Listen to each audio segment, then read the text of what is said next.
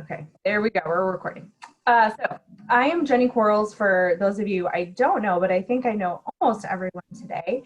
I'm the Director of Online Initiatives, for lack of a better term. We went with initiatives at Curry, soon to be, I guess, School of Education and Human Development. So thank you for joining me today. I actually started teaching right out of graduate school, and I had the pleasure and the challenge of teaching at a lot of institutions that offered remote distance instruction, where I was in a classroom with some students and I was being beamed to other classrooms across the state, where there were small clusters of students who would come to class in other spaces.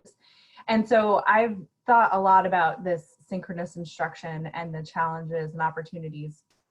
And as we saw President Ryan's message yesterday, obviously this is probably going to be a part of all of our practice this fall. So I'm excited to jump in, and hopefully this will be of help to you. So our agenda today, I'm going to talk a little, I'm breaking up synchronous instruction into 3 pieces: what you need to do before you actually are live, what you should be thinking about during class, and then what needs to happen after class. And all of these parts are equally important. So don't let the bullet points fool you, that some are heftier than others.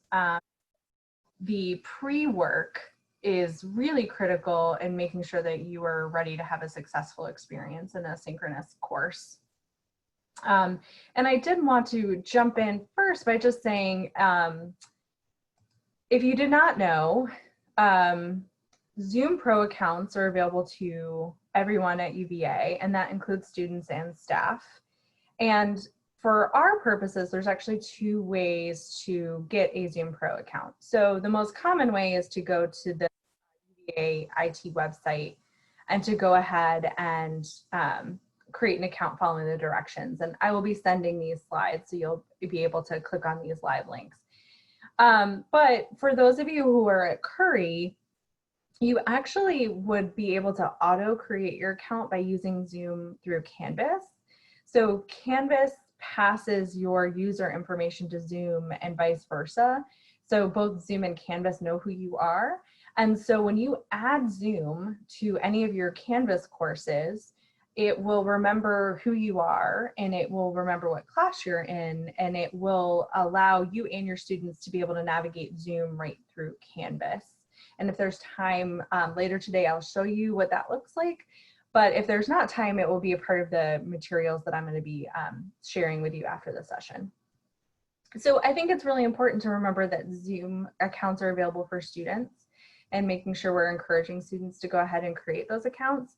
They're incredibly beneficial for them in terms of managing their own projects and group work. For those of you who aren't aware, Zoom is an internet-based application, but just like an app for your phone, there's a desktop app for Zoom. And hopefully when you created your account, if you already have one, you have a desktop app for your Zoom account that would, literally live like a regular app, and you can click on it and basically schedule and launch a session and look at your calendar of sessions right from your desktop.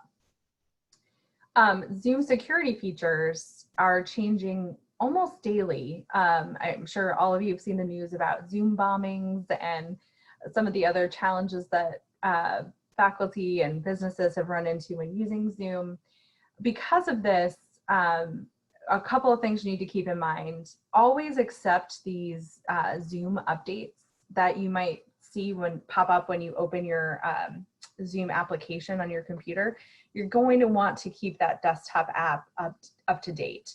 But you're also going to want to make sure that you're looking at some of the updates from Zoom about these changes in security features, so you know that maybe all of a sudden a meeting you had scheduled is now requiring a password and you weren't requiring one before. So that has happened to folks, and it's certainly a challenge to keep up with these security updates. So keeping an eye on that's critical. Currently, Zoom is requiring passwords for all cloud recordings, and those passwords are emailed to you after you record to the cloud. And we're going to talk more about recordings, but that's something else to think about. Cloud recordings are not stored forever. There's a limit on that. We're going to be talking about that later as well. And then finally, for those of you who have students who maybe have spotty internet access at home or maybe don't have access to Wi-Fi, do you know that the Zoom app is available for Android and Apple devices? And it's wonderful. They would be able to see your screen share. They would be able to participate in breakout groups. So that app is very powerful. And that might be a good avenue for your students who've shared with you that they don't have a lot of internet access at home. So what are some of the things that we need to do before class? Well, after we have our Zoom account, the most important thing that we can do to help your class be successful is to create an agenda for your synchronous session. And this is a example. Obviously, this could be very customized to your particular situation. But this is an example of what one of those agendas might look like. You know, what are you going to be covering? What are your goals? In what order you're going to be doing things in class? And what resources do students need to be linked to in order to do their work successfully during class time, right? So I love an agenda. I have had a lot of students say that the agenda has been really helpful in if they have any technical issues or if they have to go back and watch the recording later, they know what to look for in terms of markers about what we were doing in class. And with my agendas, I actually take it one step further than this sample agenda. And I apologize if it's blurry. I actually grabbed a screenshot of this. But I actually time my agenda. So like I know roughly I use the first 5 minutes of class for my welcome and the logistics of the day. And then, you know, if I was gonna have some kind of warm up, you know, maybe that's gonna be 10 minutes. So I try to break out my time with them actually in time increments. For some that might be too rigid and too structured, and I understand that. For others, you might really welcome that it's gonna help you pace how you use your synchronous time together. But for students and from their perspective, when they're watching a recording later, or if they have any tech issues where they drop out and have to re-log into Zoom, they will know where you are and what's going on in class without having to interrupt you. And so that can really also be critical in terms of maximizing the time you're spending with your students in a live session. For an agenda to be successful, the students need it before class. They need to be able to click on all those links, make sure they have everything that they need, make sure that everything's open for when they need it. Agendas need to come the same way every time that you send them. So if you're going to create them in Google Docs, great, always use Google Docs. If you're going to post your agendas as a Canvas announcement, great, always post it as a Canvas announcement. But you just want to start building a routine for your students so that they can find those agendas in the same place and that they work roughly in the same way. We talked a little bit about organizing by time. This is also a place where if you're going to be doing any breakout groups, where you might want to pre-list who's going to be in groups. If you have it that structured, you're just going to randomly break students out into breakout groups. That's absolutely fine. You can let them know that too. And finally, again, you're going to want to provide any links or any kind of detailed directions they're going to need, especially if they're going to be doing anything in a breakout group space.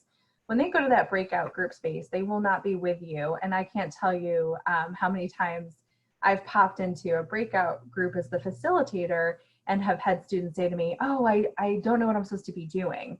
And so having those really clear, detailed directions about what they're supposed to be doing during that group time is really important. So something else to be thinking about is what are the tools and resources they need to be using during class and connecting the students to those tools and resources before class. So typically, you know, in a face-to-face class, maybe you were able to hand out a reading during class that might be short that you want them to look over, or some kind of data, any kind of handout. The students are going to probably need that before class.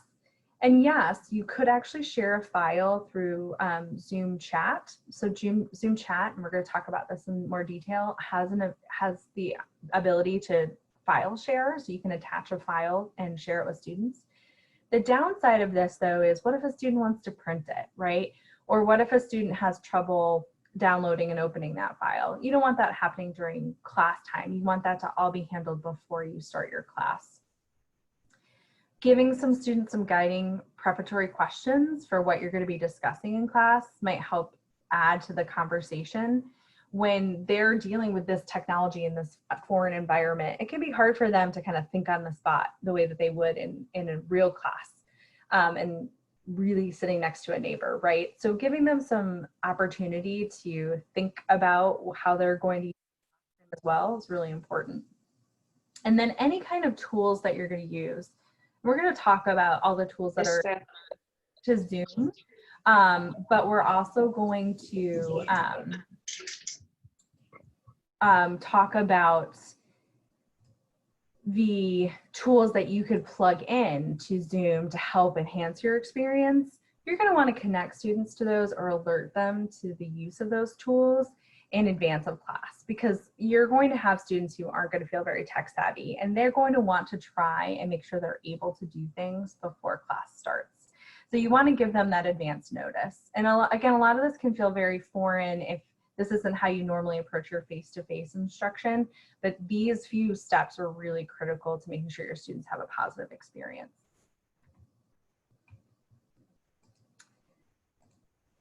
So before class, you also need to think about how you're going to be camera ready. Now, I know that having cameras on and being on camera can feel really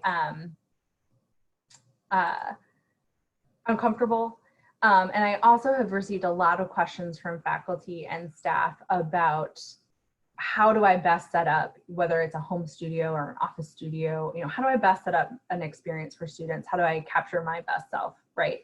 And so this is just one little picture, and we have some additional tips. There's actually a video also linked in this session about how to do this well. But you want to think about first how you're lighting yourself. I'm today using 100% natural light. So I have my computer set up adjacent to a window. I have the blinds fully open. I have actually my lights off in my room that I'm in, so that I'm using a single light source, and that light source is hopefully doing its job. It's my best option in the room I'm currently in. A lamp, however, maybe just behind or adjacent to your computer will also do a great job. My ears are just tired of wearing headsets, but using headphones or headsets can also really enhance the experience. Our ETO office has purchased hundreds of headsets, built-in microphone, and the microphone's supposed to weed out background noise and avoid sharing and catching computer noise. So it can be really beneficial to use a headset. I know sometimes it feels also a little odd, or you might feel like you look odd with a headset on, but it really can enhance an experience. I am on my laptop, and I'm actually using a laptop webcam right now. However, I have plugged in a keyboard and a mouse, so I was able to elevate my laptop to be at about eye height, so that hopefully when I'm looking at the camera, it feels like I'm looking at you and not looking around somewhere else. When you are not able to do that, you might want to consider using a USB camera or some other kind of web camera that you could plug into a laptop or put on top of a desktop to, again, kind of give a more authentic look and appearance when you're using your camera. I am in a rolling chair, and I have to tell you, it is the hardest thing I've ever done not to roll around. But you want to try to minimize your movement. You don't want to make students nauseous because you're swaying or rolling around. So that's hard. That's something we usually don't need to worry about. When I teach in person in a classroom, I pace. I'm a walker. So it's hard for me to be still, but it is something that comes along with practice. Watch out for your background. You want to have a pretty neutral background if it's possible. And you want to try to avoid being right in front of a door that might open, as we're all, again, working from either home or maybe offices where people could pop in or knock or something like that. You want to try to minimize that distraction. If you can, I'm in a room with carpeting. If you can be in a space that would help reduce echo, that's helpful. So carpeting is something that can do that.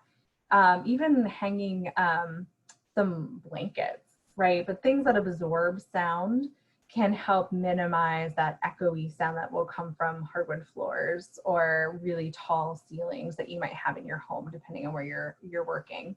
So those are some things to think about in terms of getting camera ready. On the next slide, I have kind of an example of the lighting situation. So here's a person who had the window behind them. Whenever you have your light coming from behind you, it's actually going to wash out your camera and make you appear darker. So you always want that light coming from the same direction as your webcam. Something else to be thinking about, wearing dark colors on camera works really well versus lighter colors that again might reflect light in a different way. And patterns are very dangerous. Now the large pattern on this shirt is really not very problematic, but small stripes, small check can pick up the light and look very wavy on the camera and literally can make students dizzy. So if you're going to be lecturing as I'm talking to you, I went with something very plain today because I wanted you to be able to focus on what I was saying in my slides and not focus on wavy lines or stripes that look like they're moving, right? Because that's very distracting. Some of these tips you might also want to be thinking about sharing with your students if you're going to require them to either do presentations or if you're going to require that they have their cameras on. Sometimes they just need a little guidance about where should they put light, the fact that their face should be well lit, the fact that the camera should be pretty closely on them, that they should be having a good sound quality experience. All that's really important. So as much as you need to be thinking about these things, this is also information you can be sharing with your students. So that's all of the pre-class stuff. And I know I went over that really quickly. So I'm going to stop sharing for just a second and just see, does anyone have any questions about some of the pre-class suggestions to maximize experience? Nope, you all look okay? For those with camera on, thumbs up? Okay, good. Great. All right, so let's talk about during class.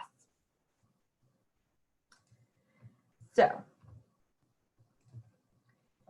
first things first, you're going to want to do a tech check. Now, even in our session, and I heard some of you coming and going, so I know some of you maybe have had some tech issues today. You want to take the first few minutes of class to make sure that everyone can see and hear what they need to see and hear. And that's something you want to build into your course time. If you want to require that students log in a couple minutes early, you can certainly try to do so. It is challenging and they might have classes fairly back to back, especially if they're using synchronous instruction. So you want to be cognizant that that might not be possible. There might be some time that you need to build in for a tech check. At minimum, you want to make sure that students can hear you. You probably want to just make sure you're able to share your screen or whatever you need to be sharing on your screen. If you're going to be sharing any audio or video clips, and I highly recommend that you don't, that you pre-share links to any videos or material you want students to watch during class or before, to watch before class instead of during class. But if you are going to attempt to share a clip, you're going to want to go ahead and preview and make sure that students can hear or see those before class even begins. You want to make sure that you can see everyone, that their cameras are on, again, that they can see you, and you want to make sure that you test your whiteboard if that's something that you're going to be using. So again, it's really helpful to take a few minutes to do this in advance of your session. I also recommend sending some tech check tips for your students. If they're having any audio or visual problems, usually the quickest way to resolve those is to actually log off and log back on. However, next to everyone's camera and microphone, when I'm not sharing and you're looking at that bottom ribbon where you have all your different tools for Zoom, there's a little caret arrow, so a very tiny arrow. And that arrow has your microphone and video settings that students can also take a look at in case they're having trouble. Annie had a question. She was asking about showing video clips during class. So generally our experience so far has been that if you share a short video clip, even if it's very, very short, the synchronization of the sound and the mouths moving in the video will become off because of the delay. So you're playing on your machine, there's anywhere from a 1 to 3 second delay to what the students receive. and the sound and video can come off and apart very quickly, which can be kind of frustrating and not a great experience for students or other participants. So instead, what I often recommend in your agenda, if you really need to have them watch it during class, is that you take a brief break. You know how long your video clip is, say it's 3 minutes. Give the students 5 minutes, send the link of the clip to them via chat, and have everyone watch it, you know, with their sound off in Zoom, of course, on their own, and have them come back after 5 minutes, and then you speak about whatever had happened in the clip. That's a much more effective way. The students will have a better experience than trying to play it through your own machine. But again, if it's super short and if it's really important, then by all means, give it a try. When you go to share your screen in Zoom and you go to the advanced settings under share, you'll actually have an option to enhance the audio video quality when sharing a clip. And that's a feature you'll want to enable. And that's something I'll be sharing today in our resources that I will email you after our session. Okay, so netiquette. So, you know, online learning has talked about netiquette for a long time, but certainly there is a netiquette to teaching synchronously. And you need to set some norms for your synchronous classroom. It's important that the students know what to expect from you and that you know what to expect from the students in that space. So here are some general rules of thumb for you to consider. When you're teaching synchronously, if it's a small enough class, and Zoom will allow you, I think, to see the cameras of up to 50 participants, I think, depending on licensing, definitely up to 25 at a time, but then they'll scroll through. But generally, you want your students to have their cameras on. It's just polite, right? If you were teaching in a face-to-face classroom and a student had their head down on the table, that wouldn't be very polite, right? I'm not saying it doesn't happen. I know students are tired. But generally, I think that it at least irks me when I'm teaching, right? It just says to me, I'm not paying attention. Having your camera off suggests that I'm not paying attention. So having your camera on as a student is really important. It's also a way to signal when you're not available, right? Everyone's human. People need to run to the restroom. People need a cup of coffee. So when a student needs to take a break, the etiquette would be to turn off the camera as if to say, I'm not, you know, actively participating at this moment for whatever reason, and they turn their camera back on when they are ready to actively participate again. That's perfectly acceptable and a common Zoom etiquette. And frankly, if you're having a lot of Zoom meetings, that's also a good approach with Zoom meetings.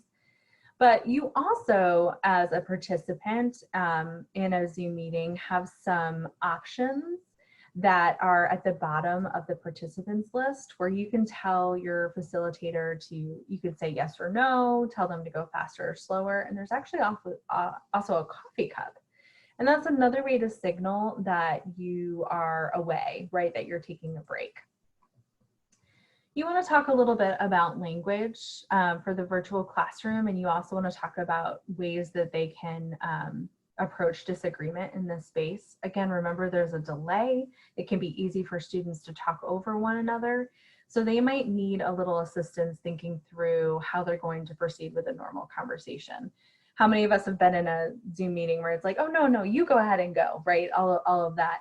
How can you minimize that? Maybe it's you calling on students, or maybe it's you making sure everyone has a fair opportunity to speak in a predictable cadence. All of those are really great approaches. And I know sometimes that's hard, especially if you have a small class and you're used to people taking that natural pause and just jumping in versus having to raise a hand. That can be really hard to replicate in Zoom. So calling on people or giving people an opportunity to speak or lead discussion is a great strategy for mitigating the kind of talking over one another that can sometimes happen in Zoom. Long story short though, in your first day of class, when you're having synchronous instruction, you guys might want to talk about these norms and setting them up together as a class. Your students might have some annoyances or things that they don't like that other students are doing, and they might make an argument that maybe the norms for your particular class are a little bit different than these recommendations, and that's okay. The more students are involved in setting these norms, the more likely they are to follow them.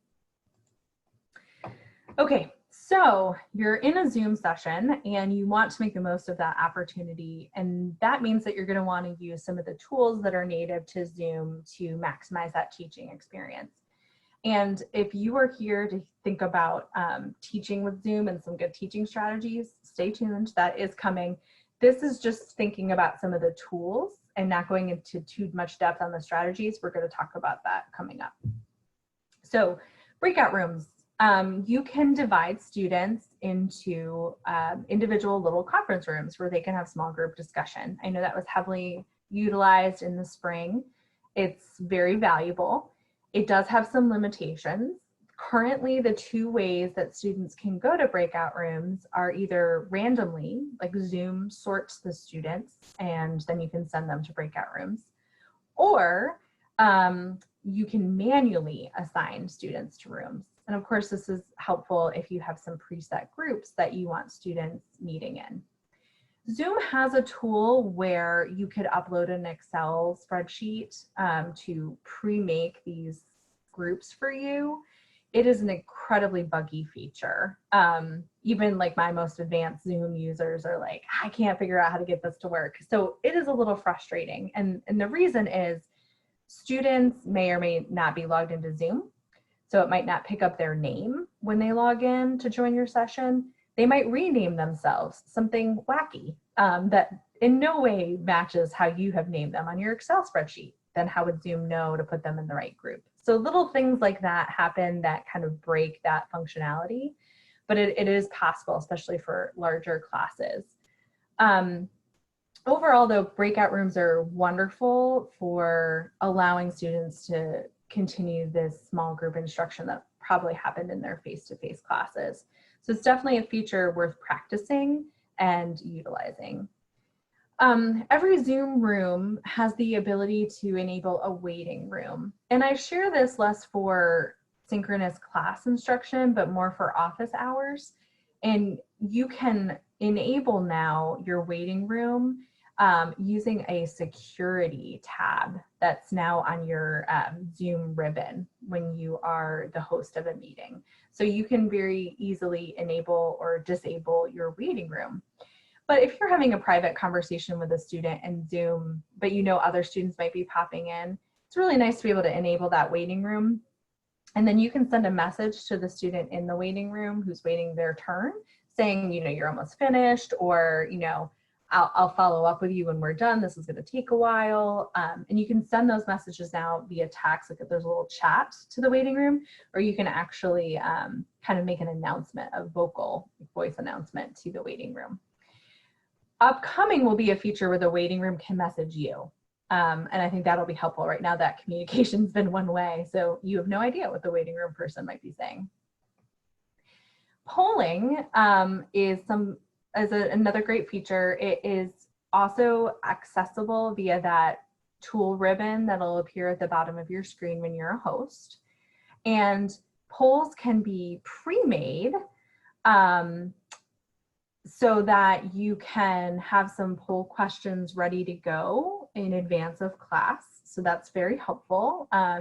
If you have your Zoom meeting link already set up, you can enter that link at any time and create poll questions that you can use. Just to make sure we're all alive out there, I'm going to launch a sample poll to you. So you should be able to see a poll, and you should feel free to be able to answer that poll. There's pros and cons. It's basically, set up to be multiple choice, everything that you probably have seen previously with a poll.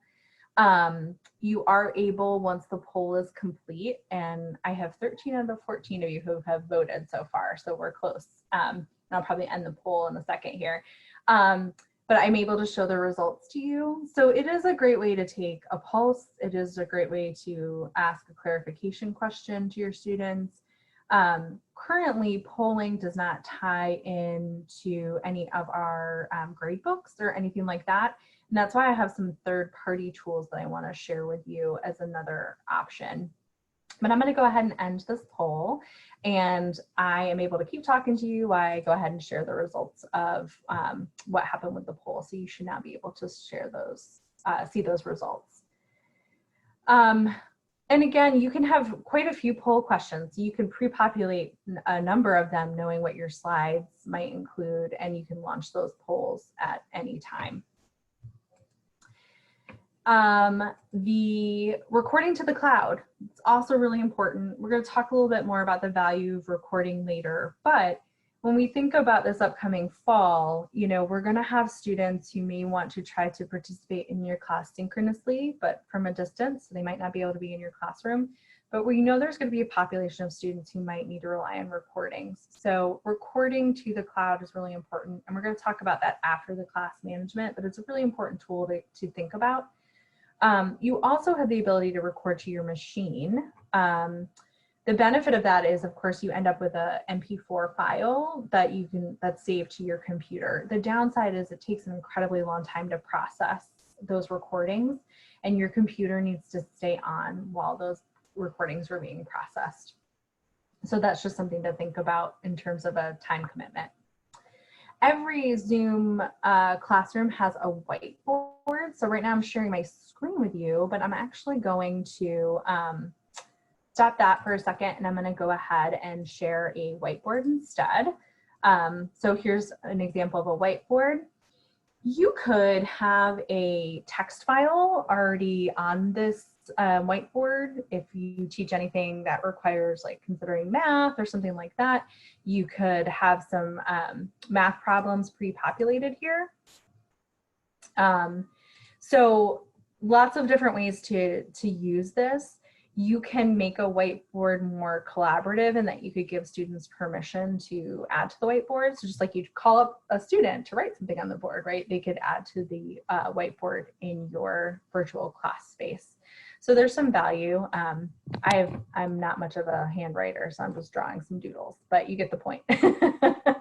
And you can save these whiteboards, and I think that's incredibly powerful for if you're going to be regularly offering synchronous instruction. It's nice to save these and be able to revisit them and add to them instead of having to start from scratch. So something to think about there. Back to our presentation. The chat, you know, a lot of people think about the chat feature as something that is just for, you know, asking questions, but it's certainly another way you can take a pulse of the room. It's another way to do informal polling. Students, if you give them permission, could also back channel chat. So if you turn on the permission that allows students to chat with themselves and not you or the whole class, then they could certainly, you know, back chat with one another. And this is another way that you can do kind of like think, pair, share activities. We're going to talk about that in a minute. But chat can be very powerful if you really think about how you want to use it. A word of caution about those private chats though, and a lot of students don't realize this, when the chat is downloaded at the end of the session, the instructor can see all of the chat. So occasionally we have a careless or unkind student who maybe has said something unkind, whether about the instructor or another student in the class. And as part of my etiquette, I like to share with the students that everything that happens in the chat is recorded. So as much as I encourage them to share links or ideas privately between a couple of students in the chat, I just like to warn them that I will be able to see that. Zoom has offered a new tool called Reactions that's also going to appear in your participant ribbon at the bottom of your screen. And basically you can applaud, which is really nice. If you have students doing presentations, they can hit the applaud button. And I think there's also a thumbs up. And it, instead of appearing next to your name in the participants list, which is hard for people to see when they're presenting, like I'm presenting now, the little thumbs up and applause actually pops up next to your face in your little screen window. So if I'm doing a presentation, it's a nice way to acknowledge that it's over, or thank you, or, you know, oh, yes, I understand, because it's very visible to see those reactions. You do not turn them off. So they disappear after, I think, about 10 seconds or something like that. So it's not something you click on and off. It's you hit it once, it's there, and then it kind of dissipates after a period of time. We talked a little bit about the power of sharing your screen. Clearly, I'm sharing a presentation today, but you can also share different web applications. You can choose to show a portion of your screen. If any of you would find value in a document camera, you can actually, that's an advanced share screen setting, but you can enable that so that you could have 2 camera views coming in. And a few of our faculty have been testing that out. And then lastly, as I mentioned, there's the security tool now that helps you kind of mitigate these like Zoom bombing threat things. So in that security setting, you can lock a meeting.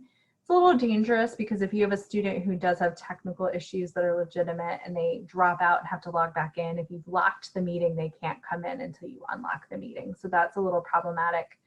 But the security features allow you really quickly to say whether or not participants can share their screen, whether or not they can chat, whether or not they can rename themselves, whether or not they can annotate on content. It's also a way for you to quickly remove someone who's being disruptive, and you can also report a user who's being disruptive. So if you ever see anything out of the norm, that security button will be very helpful to you. And not on this list, oops, excuse me, is an annotate feature. So we're going to talk about third party, and I can grab your attention hopefully by annotating right there. And again, I can save the annotations that I'm making on these slides, or I can choose not to. That's up to me. So I'm going to go ahead and clear that drawing. I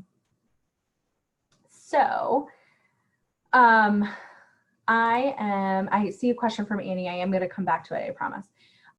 In third-party tools, Mentimeter and NClass are polling tools that can actually sync to your gradebook in Canvas. And so that offers a lot of value because now those polling tools could actually be on-the-fly short quizzes that could count as either attendance or part of their participation grade, or as a short, small, low-stakes quiz grade. So that might be for the faculty member who would find value in kind of assessing students in that way. And that's something we would have to help you set up in Canvas. But basically, because you can share your screen, the students could see those polls via a slide or via your screen share versus it's something that's actually embedded in Zoom. But there's value there. We've had a number of faculty using their iPad. So they join the meeting on their computer, as I have done here, but they would join their meeting on their tablet as well, and using like a stylus or an iPencil, they can draw and annotate on the whiteboard using that iPad, and it's much more comfortable than trying to draw something perhaps with your mouse. So it's a kind of cool, quick trick. There are some also inexpensive tablet pads that would work in the same way that we could try to connect you with if you think that was something valuable for you. And then of course, Google Drive or Box, any place where you have documents that could be collaborative, you could be sharing your screen, but you could have multiple students contributing onto a document that is housed in either Box or Drive or something like that. And so that adds a little bit of value and depth in your synchronous instructional classes. So I'm going to pause for a second and go back to Annie's question before I jump on to some instructional practices. So PowerPoint. Yeah, clickers and Zoom don't often work well together. So that's that's a great word of warning for those of you, especially who are thinking about teaching synchronously, where you're going to be in a classroom with some students, and then you're going to be synchronously online with a population of students at the same time. Using a clicker might not be really valuable. I will say, because of the way the video records, and because you would want to record your little talking head in addition to your actual slides, there's also value in you staying put. So advancing via a keyboard is preferable, or via the mouse. We're doing some research on some kind of wireless clicking options that work well. And I have to tell you, I actually use my iWatch, and I know some other smartwatches have this functionality where I can advance slides with my watch. And I have not had any problems with that. So that's something to be thinking about. And then Annie, I'll answer some more of your question in depth when I send out the follow-up after our session. But right now I'm going to jump into learning activities for synchronous instruction. So obviously we know that lecturing and talking to you guys, as I am doing now, even with my one sad little poll I sent you, that can be a lie. It's not the most engaging way to present material. So what can you do either with your whole group or with small groups to take pretty standard instructional practices, but kind of synchronize them, right? So first of all, I will say this. Some short periods of direct instruction are very welcome from our students. They love to hear from you. They love to hear how you're thinking about their readings, how you're thinking about expectations for their success in the class. So short little segments of direct instruction are very valuable, and they do have a place in synchronous learning. However, you want to be pairing those short periods of direct instruction with other activities that are forcing the students to not just be sitting there very passively. So as much as we can engage them and keep them active, the better. So I do this in a variety of ways. These are just a small sampling of some of the ways that you could approach this. Discussion warm-ups are usually topical and tangential to what we're doing in class, but hopefully engage the students in talking. And I usually require that every student has something to say. So literally they're warming up their voice. I typically call on them by name, which allows them to then unmute themselves and participate. Pro tip with Zoom, if you have a quick question and you're not going to be talking long, you can hit your space bar to temporarily unmute yourself. And then when you let go of the space bar, you'll return to mute versus having to kind of click and find unmute and then mute yourself back. If you're talking for a long time though, holding the space bar is very uncomfortable. So just for like quick, like, yes, I'm here. That's what that's for. Case study is really great for synchronous instruction.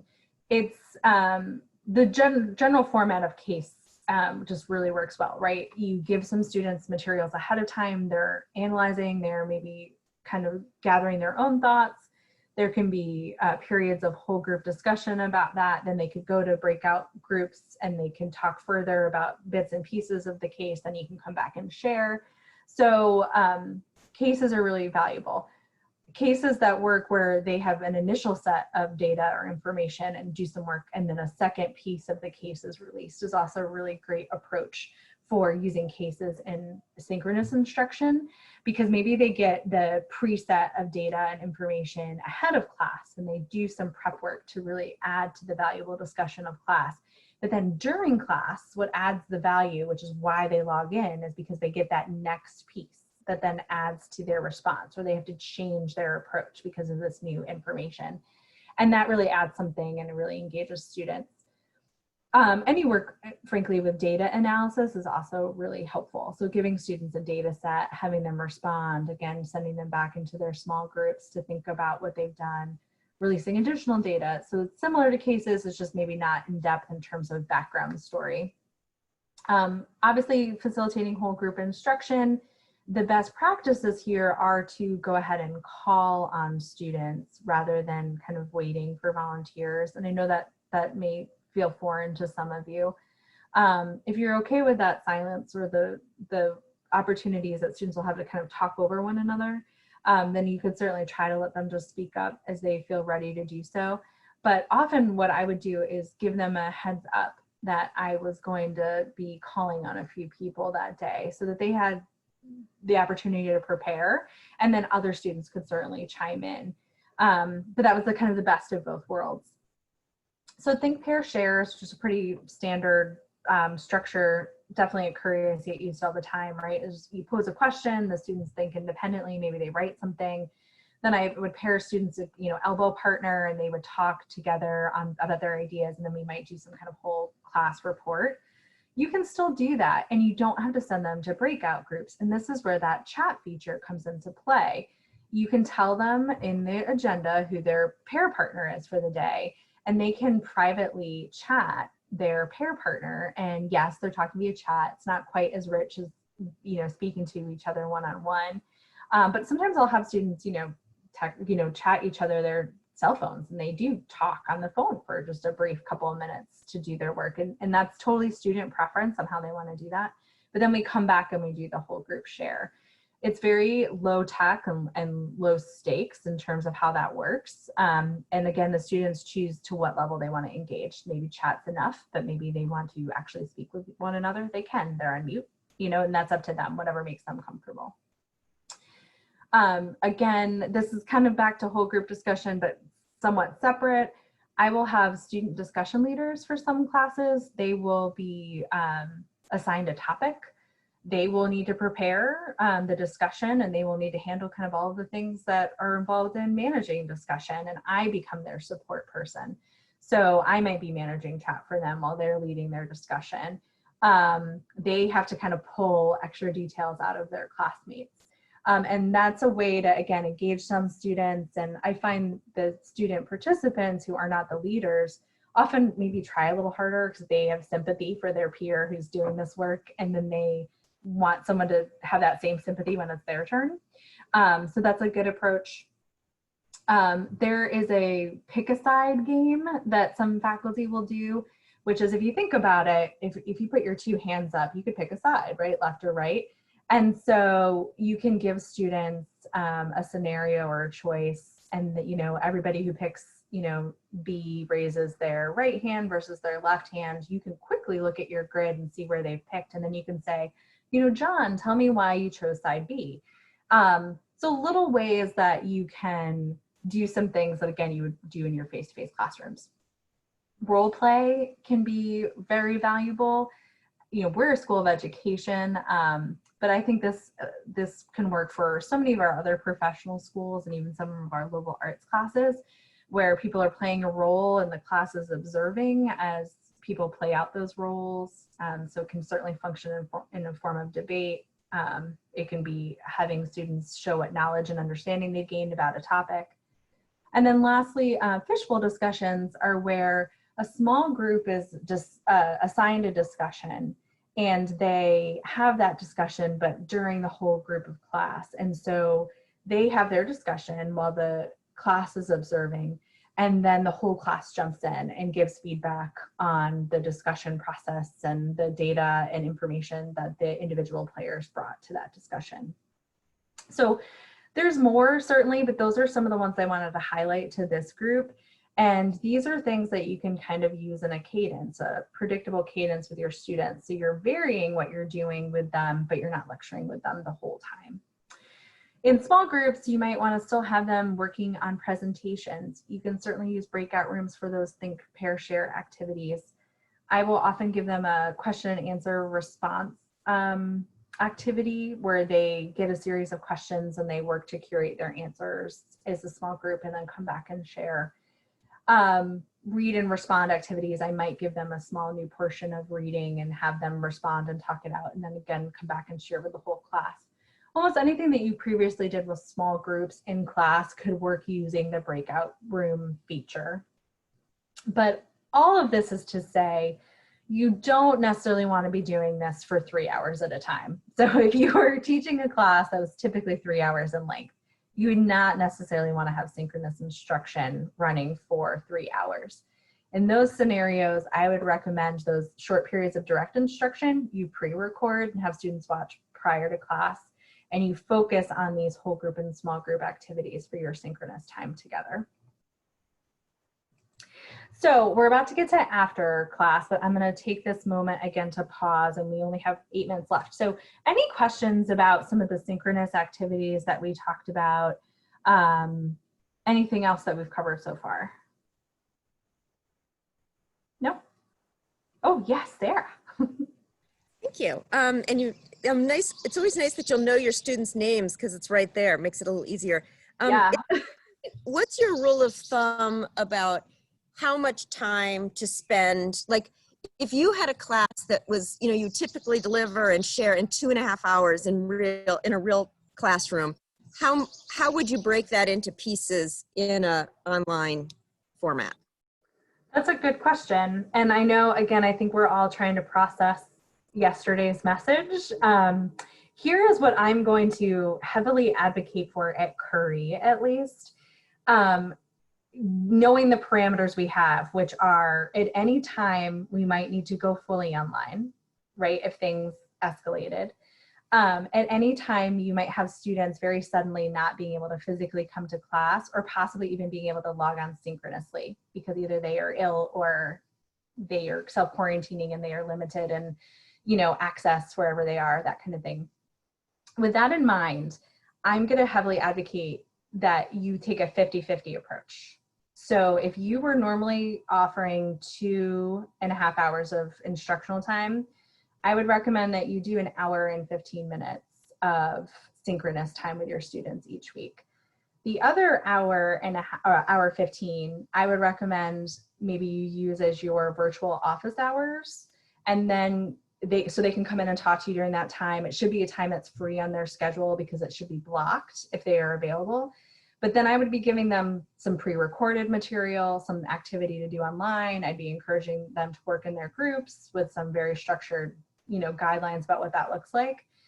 And the value of that is if you are doing that and something happens to you, right? Or we do have to go very fully online very quickly, you have some content and some asynchronous instruction already in place that the students are used to doing, but they still have this very, real opportunity to interact with you. And we're going to be thinking about whether it's synchronous instruction or what you do in real, face-to-face environments in the fall. We're going to think about that as like experiences, right? So instruction in general is going to need to kind of be, a little bit more creative in the fall. But that 50% line, it's also going to keep you sane. And I know that's not, you're probably like, what, really? Because it's so much easier to just, plan a synchronous class. It is and it isn't, right? It's challenged. Sometimes students don't want to talk and they don't want to ask questions this way and that kind of thing. So that 50% line really does help keep you sane because it's helping you think about what you're preparing in these two different buckets. And it's really creating a more equitable experience for your students, regardless of how they're going to participate, right? And I think that's important. And it frees you up a little time to make and create those asynchronous activities, which we're going to want to have for the students who can't come in and be with you. Because we want them to have a good, equitable experience. And if it's all just watch this recording, that's not going to be good, right? So thinking about how we can engage them asynchronously is going to be equally important. And that's not our topic today, but thinking about that is really important. Any other questions or follow-ups on that? Okay. Oh, Annie. Sorry, I feel like I've asked a lot of questions, but the question I had in my mind was with in person and then making everything also online. I'm imagining the classroom setup at the law school where I teach, and there's Panopto, which records just your computer screen. So you can have a PowerPoint going, and it records audio. So if you're standing at the lectern, it does a pretty good job of that. It does an okay job of getting students' comments in the classroom. So how do you know if there's any technology that would allow that to integrate with Zoom so that the student who's at home can get a decent experience? Because I'm just struggling to figure out how that would work.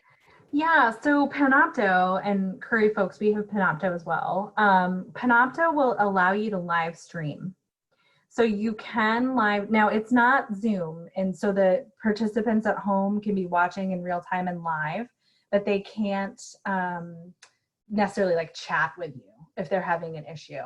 So you either need to use a third-party chat tool or just say to them, this is for you to watch live, so that you can do this during real class time, and then maybe have some other way where they can, message you after or ask questions or, phone a friend or something like that. So it's a little bit trickier. Panopto is definitely not created to be a web conferencing solution.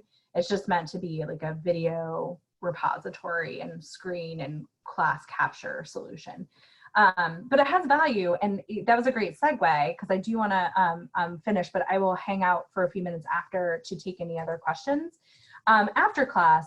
So currently, if you're using Zoom, right now they're setting the guidelines for how long Zoom recordings will be saved, and they should be saved for 6 months, which hopefully for most of you will be like, whoo, that'll get me through my class. I don't intend to reuse those recordings, so that's great. But they're only saved for 6 months. So if any of you were using that to like record your lectures or something like that, that's just you and you weren't using it for just instruction, FYI, like those might be getting deleted. So we're going to want to put those somewhere else. And any Zoom recording can be downloaded and can be saved to some other video repository, Panopto. At Curry, we have Canvas Studio, Kaltura, or other, there's others. So we can assist you with that. It's fairly easy to do, and I know it's a hurdle, but cloud storage is incredibly expensive. So we do need to be mindful about how much is in the cloud. Did you know that the Zoom recordings can be edited? And that's, I think, very valuable, right? That we can edit like the beginning. If you forget to pause your recording and there's downtime, you can edit that out. And it's real basic stuff. It's like you put a little click of a scissor here and a click here and it cuts out that piece. Do be mindful, once it's cut, it's cut. So you do have to be very, very careful, but it is beneficial if you have some dead air time that you need to get rid of. At Curry, we do have a recording policy. So to honor FERPA, you are allowed to record your classes in Zoom, Panopto, whatever tool you might be using to record your classes. What you are not allowed to do is share those recordings with anyone outside of your class unless you have written permission from your students to do so. So you're really not supposed to share with a colleague and be like, hey, look what I did, or I did get sick and I want to use this recording next semester because I already have it. I taught this class. If it captures students, if it captured their voice in any way, then it's technically not supposed to be shared unless you have written permission. Where this link will take you with the class recording policy that's on the presentation, there is a sample language of ways that you can kind of en masse get the student permission if you find that you want to be able to share those recordings later. And then, like I said, recordings can be downloaded.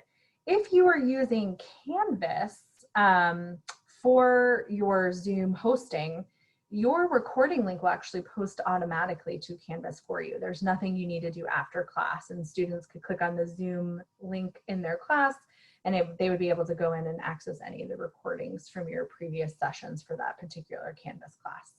So that's a little bonus and a perk of why you might want to enable Zoom within Canvas so that students can then access those recordings and really don't have to do anything. Some of you might still prefer to put that link like within a module or a page or an announcement, and that's fine. You absolutely can do that. They're in the cloud, so you'll have a persistent link to them, and that link would work for 6 months. So I am wrapping up. What other, we are at overtime, but we did start a little bit late in my defense. What other questions can I answer for you in regards to synchronous instruction, if any? Jane.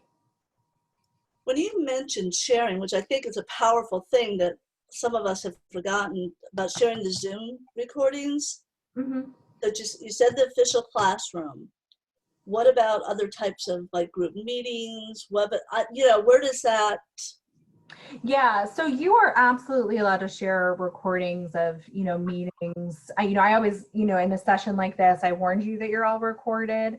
I did my best in my recording to not record the grid. So most of this recording should just be of my face and my voice and obviously the slides, and I didn't let you talk much. So minus these questions that are being recorded, for the most part, I try to attempt to keep the privacy of the participants. But meetings are not held to the same standard as classes. So classes are following those FERPA guidelines, and so we need to protect student identity from that perspective. But again, they can be recorded. It's just that those recordings can't be shared with other students. They shouldn't be used for research purposes unless you have the explicit written permission of the students. So Jane, for your purposes with your participants, if they are not paying like true tuition, even if they're paying a fee because they're doing a professional development thing, they're not an enrolled student at UVA, you don't have to meet the letter of the law of FERPA. So the enrolled would be a good way. Are they getting credit, no credit, type? Is a good way to separate that. Correct. Thank you. You're welcome.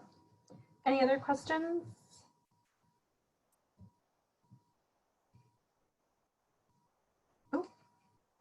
Do I know the ratio at Curry of sync versus async classes?